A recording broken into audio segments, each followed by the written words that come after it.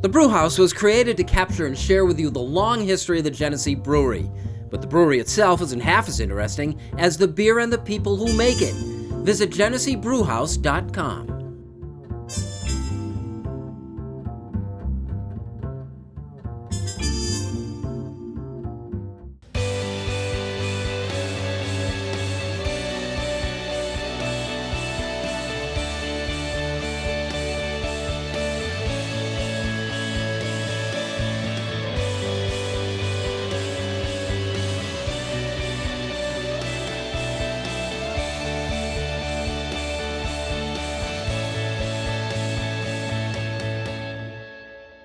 Hello, everyone, and thanks for joining us. We're at the Genesee Brewhouse, and this is the Rochester Press Box. I'm Bill Pucko, happy to be joined back by Bobby Bleier, our Hall of Famer from Aquinas, football star. It is the holiday week. Love it. Yes, and I love the uniform, Pat. Well, yeah, I think I've been jinxing the Sabres with my sweaters over the last couple of weeks. We're going to switch it up. The Quebec Nordiques, top 5 of all-time hockey jerseys in any league ever. They are now? The Colorado Avalanche.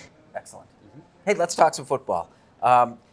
We're going to see him later on play the Buffalo Bills. This is Lamar Jackson, and it kind of happens periodically. He's having such a great season, and the way he's presenting himself, and Josh Allen to a lesser extent, are these guys changing fundamentally the way football's being played? And it's something that's going to last? Yeah, it's really amazing. The dynamics of the position are crazy right now. The speed of the game, the decision-making. Those quarterbacks that stay in the pocket now and have trouble making decisions, spur of the moment, 2-3 seconds on a drop, they have to be able to get out of the pocket now. And Lamar Jackson, I'm telling you, the guy's electric. He's amazing. His speed, his throwing on the run, his ability to avoid contact and tackles. And I mean, he makes small plays out of big plays. He had a 48-yard gain this weekend. It's ridiculous. Modern-day RG3, and how did that work out? True. Modern day. That was only like 8 years ago. Modern day. I wasn't like sketching RG3. Boy, it seems like longer, though, It does. doesn't It does. It really does. By the way, his backup in Baltimore. But I mean, listen, I think it was just a matter of time before this happened. Every other position in the NFL has gotten unbelievably more athletic over the last 20 years. You can make the argument that quarterback was the one that came along slowest. But Agreed. To your point, will this be sustainable? Because I think that coaches, well, one, they didn't know how to use guys like RG3 and Josh Allen and Lamar Jackson. But what happens if Lamar Jackson hurts himself? What happens if Josh Allen hurts himself? I mean, Bills fans have seen this over and over again. Do you go out and get the electric athlete that can give you 3 years of football? Or do you want to draft the pocket quarterback where it's not going to be as electric and you're not going to have the success maybe you would have had with the other guy, but you're going to get 8 years? Did we have this debate last year that Allen is perhaps more likely to get hurt in the pocket than he is out in an open field? Well, last year's offensive line was terrible. This year's offensive line seems to be giving him time. Now it becomes a question of when you pull the trigger. I mean, Bob, you've been seeing this, but I don't know. Like, you look at a guy like Cam Newton, who arguably was the best quarterback in the league for a 2.5 season stretch. He's going to be playing in another city next year. Did you get what was worth?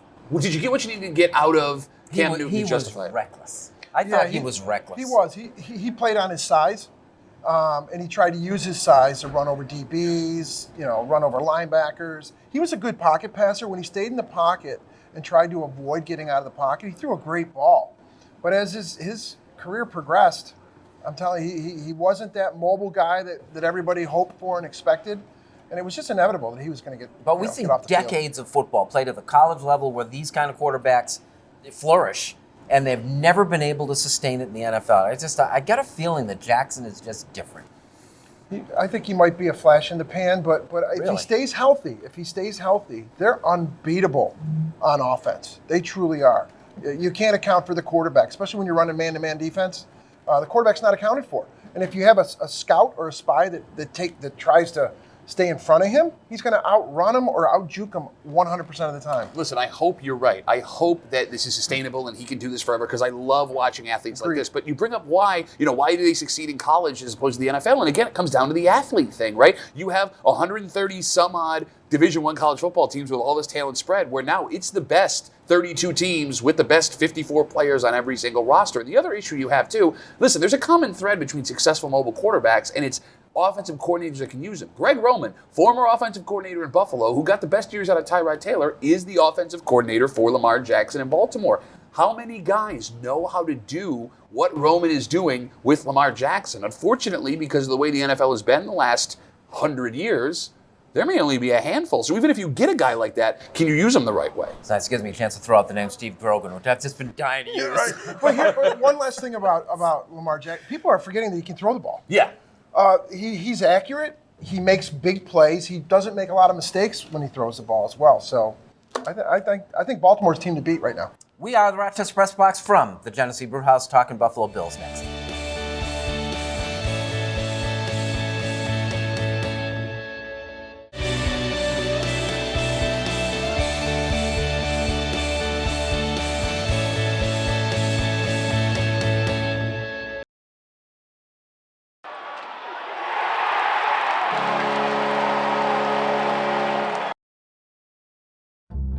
The Press Box is brought to you in part by Bay & Goodman Pizza, a local Rochester favorite. Corner of North Winton and Browncroft, Bay & Goodman Pizza.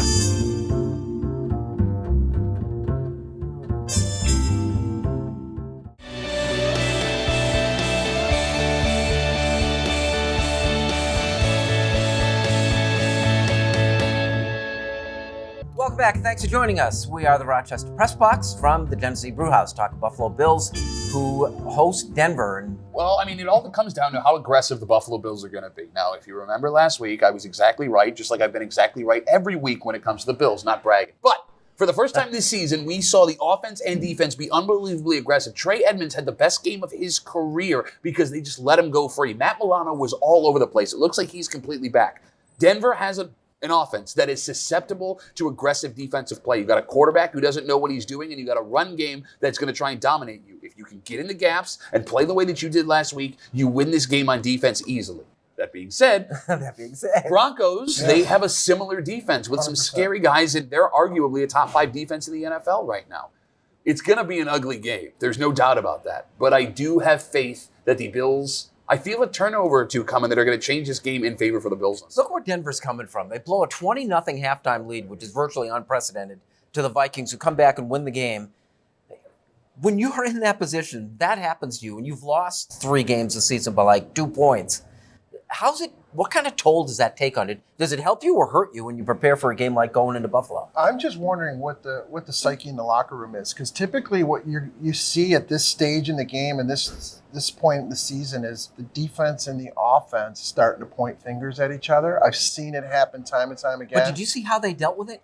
They had a team dinner Right. after the game. Yep. After they lost this game, Yep. they had a team dinner, which reportedly was largely upbeat. Yeah. Well, free dinner. Well, here's the thing, Yeah, too. for dinner. Pat, Good restaurant. you make a good point. I think it's going to be a great defensive game. Buffalo has typically struggled against defenses that have great corner rushmen, and we're going to be seeing that all weekend. X's and O's. I love If Buffalo can't, if they can't score 20 points this weekend, I think they lose. I truly believe that they lose. That Denver defense is that stingy, it's that tough, it's that good. I will take solace in this. The fact that they blew that 20-point lead after halftime there, it shows you that, and it's common, right? The Broncos are lacking in talent, so they have to win by strategy. Well, when the Vikings figured out what they were doing, it was over. It was done. The Bills, for whatever reason, have been really good at making adjustments going into the second half. That's why you have all these comebacks that Josh Allen's been able to pull off. That also gives me confidence going into Sunday. We could peek ahead at the Cowboys game because actually we won't have a chance to, really break that one down. Does that impact this one at all in terms of it's a big game, Thanksgiving, short week? Do you peek ahead? How do you do that? I mean, listen, if I'm the Bills coaching staff, and I know this sounds defeatist, you're going any road game on a Thursday, period, you're at a huge disadvantage. Now you're playing a very potent offense that can get down the field really quick, along with a running back that can hurt you badly, which the Bills have been struggling with. As a fan, I've already chalked this up as a loss, and it's not because the Bills don't have the talent. You are just behind the 8 ball in every single way. Win this game, do what you can on Thursday, then get back to the season and try and find your other 2 wins to make the playoffs. Because that's what it's going to take. I think they're going to make it. I truly believe they're going to make it. If Josh Allen can minimize mistakes, hold on to the football, I love the way Edmonds is playing. Their linebacking core is probably one of the best in the league at this point in time.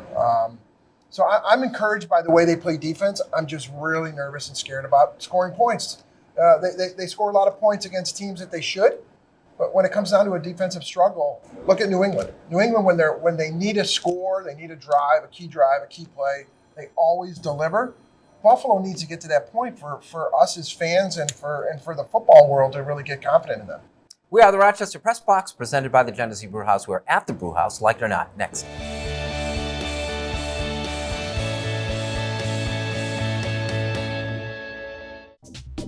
Here's the Press Box trivia question, brought to you by Market View Liquor, where exceptional customer service meets an extensive selection. Jefferson Road at 390.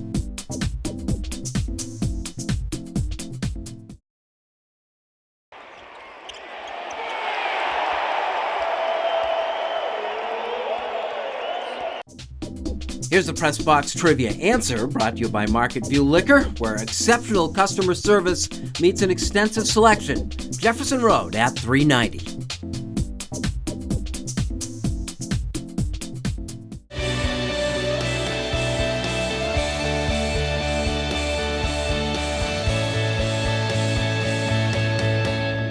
Welcome back, and thanks for joining us here at the Genesee Brew House, the Rochester Press Box. Like it or not, it's been broken down in so many different ways. That brawl between the Browns and the Steelers, and I'm thinking in as much as you're in Pittsburgh's position, you're playing a team that's been headhunting you all night.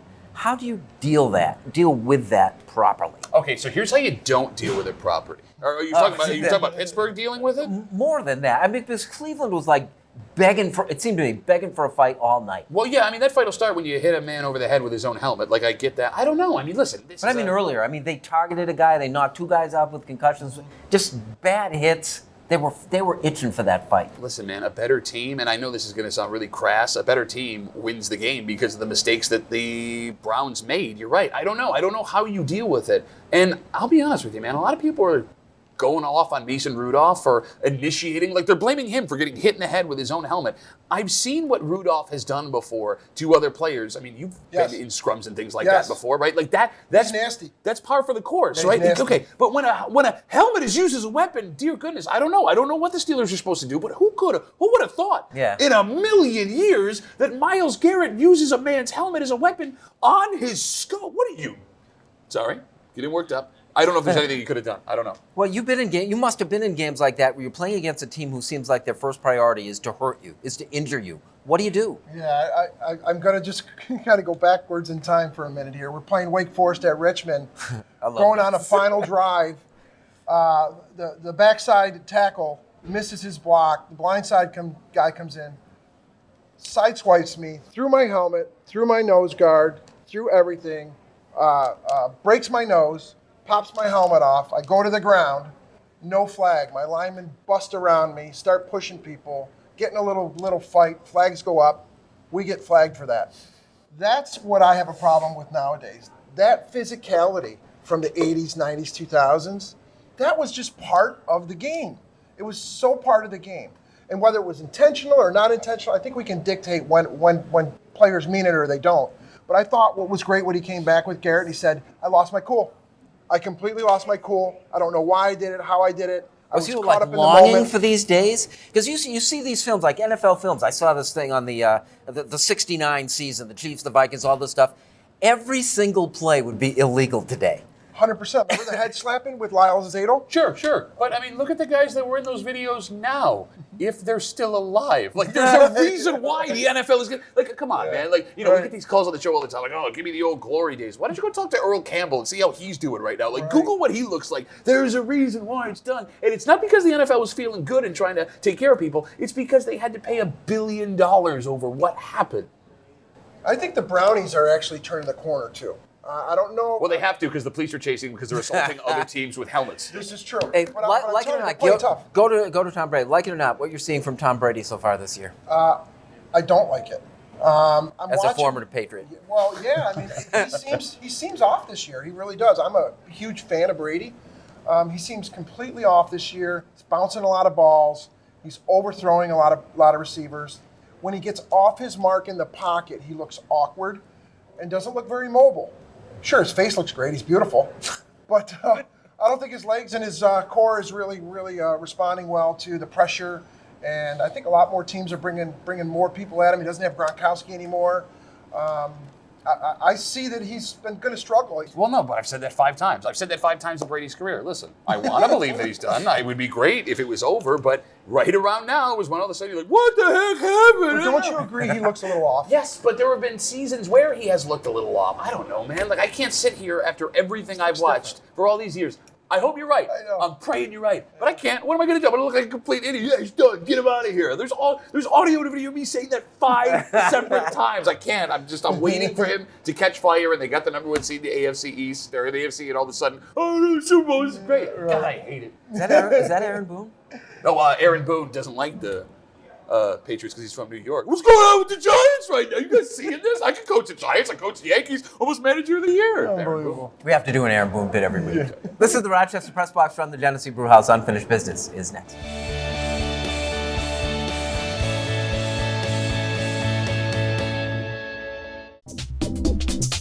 And now here's this week's MVP Experience Stat of the Week, brought to you by Sport Clips, where it's good to be a guy. No appointment ever needed.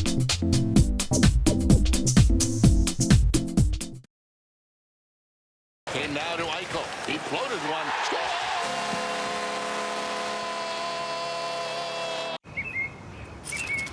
I know you're not supposed to look straight at it, but Man, it looks delicious. Get ready for a whole new way to start the day. Introducing the great tasting, plant-based Beyond Sausage Sandwich. Only at Dunkin'. Welcome back. Thanks for joining us. This is the Rochester Press Box from the Genesee Brewhouse. Unfinished Business brought to you by Dunkin'. America runs on Dunkin'. Patrick. 2 words. Tua Tagovailoa. I think it's 2 words. I don't really speak whatever that is. But I want to bring up another guy. Now, Tua Tagovailoa, you understand. He has the same injury that Bo Jackson had. His season is over. His career might be altered. And the millions of dollars that he was guaranteed next year entering the NFL draft is now in flux. There's word that maybe he comes back next year to bring his stock back up. Joey Bosa is starring for the San Francisco 49ers right now. He's unstoppable. And last year, in the middle of the season, he just stopped playing college football. And everyone flipped out at him. What about your team? And what about loyalty? What about all the things Ohio State had done for you? If Tua Tagovailoa was smart enough to do what Joey Bosa did last season, he'd be a millionaire guaranteed. In fact, he'd already have people throwing money at him right now. I can respect the fact that Tua Tagovailoa wanted to play in a game that had nothing to do with anything for the rest of the season. But I do have an issue when you have a kid playing for free, and don't tell me that a college scholarship is worth what he was going to make in the NFL. Have his life altered the way that it is, and he gets absolutely nothing out of it. Because if he can't play, if he's done, guess what? He makes his money playing golf with the boosters at Alabama for the rest of his life. And I'm guessing that playing quarterback in the NFL pays a whole hell of a lot more than taking pictures with drink girls and guys that own capital hedge funds for the rest of his life. 2 words. Colin Kaepernick. What a spectacle the NFL put on over the past week. Colin Kaepernick working out for a majority of the NFL teams, pulling scouts, pulling coaches away from playoff runs in the NFL to see if he still had it after 3 years of not being on the gridiron, not the pace of play, not the speed of game. And to me, after watching some of the videos, I'm not quite sure that Colin is at a point where he's still hireable in the NFL, because I knew he wasn't 3 years ago. So NFL, get your stuff together. Don't curb and carve to common sense of people making complaints and issues over the NFL standing and sitting rules and all that kind of stuff. To me, it's been a travesty. So, Colin, I don't think you're going to be playing for quite some time. 2 words. The Watertown Pirates.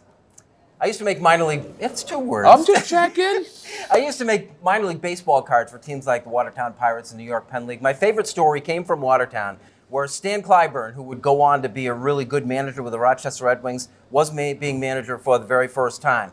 The story that I remember is on the first day of practice, the New York Penn League, so their first day is in June. He gets everybody lined up on their hands and knees on the first baseline and has them crawl across the infield, picking up stones to make the field more playable. And Stan is standing behind him with his arms crossed. He's very proud of himself. Clearly says, "Welcome to professional baseball, boys."